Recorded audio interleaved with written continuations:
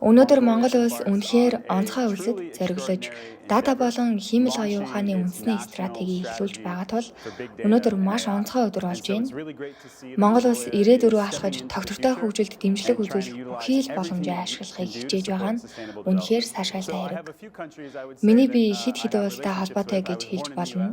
Би Америкийн нэгдсэн улсад төрсөн, одоо Туркид амьдардаг, мөн Узбекистан дахь их сургуульд багшилдаг. Эдгээр гурван улс хиймэл оюун ухааны чиглэлд маш өөр арга барилаар ажиллаж байгааг ажиглах боломжтой юм. Мэдээж Америкийн нэгдсэн улс сүүлийн үед хиймэл оюун ухааны салбарт давмгайлах хүсэлтэй байгаагаа илэрхийлж байгаа. Гэхдээ хамгийн чухал нь хиймэл оюун ухаан өөр бүс нутагт өөр хэлбэрээр гарч иж байгааг бид харж эхэлж байна.